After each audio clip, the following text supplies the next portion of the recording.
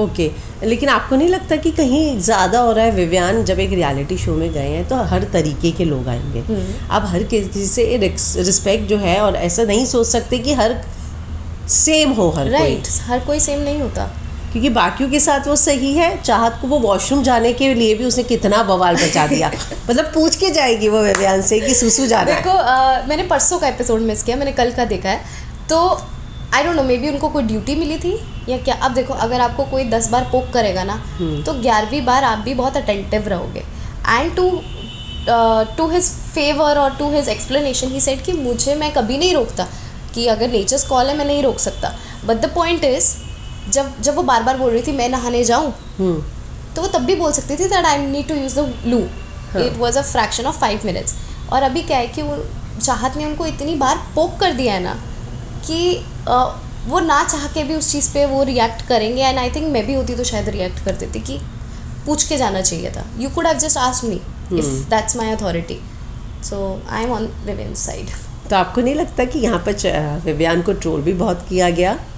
उसने ये भी बोला कि जब बाहर बैठा था तो जब कहते हैं कि अगर कोई बदतमीज़ी करेगा तो मैं बाथरूम तक नहीं जाने दूंगा, और जब वो अंदर गया तो उसने देखा कि चाहत गई हुई है, फिर उसने द सेंटेंस सेज कोई बदतमीजी करेगा तो हाँ, तो जो बदतमीजी कर रहा है वो कितनी देर तक सहन करेंगे? अच्छा, माई पॉइंट इज़ दैट। और वो उन्होंने बोला बट वो उनको रोकते ना। The thing about Vivian is कि ही इज़ अ शिवलरस मैन, वो इन चीज़ों पर नहीं टोकेंगे, बट वो कभी कभी we speak out of it.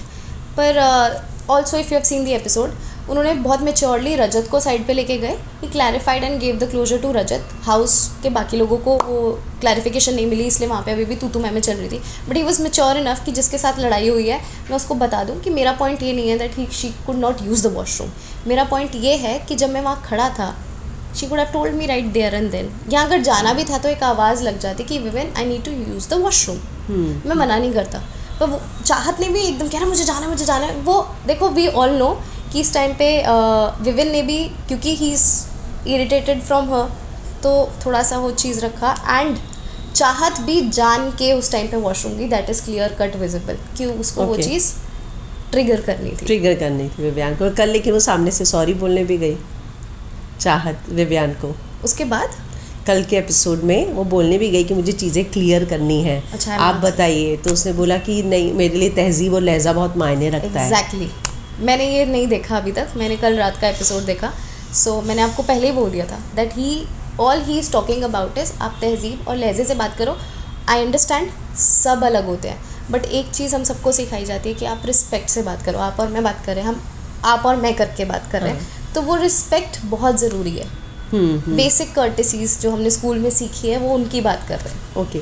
Vivian को बार बार लाडला कहा जा रहा है, और अगर तो आपको लगता है कि विवियान को फेवर किया जा रहा है कोई शो में, या सिर्फ लाडले का टैग दे दिया है? देखो, अभी तो टैग ज़्यादा है एंड लाडला बोला जा रहा है, लाडला वो है भी, और ऐसा, बट ऐसा नहीं है कि उनको कुछ इतना डिफरेंट दिया जाए कि बाकी कंटेस्टेंट को कुछ फील हो कि हमें इन्फीरियर होकर, ऐसा नहीं है।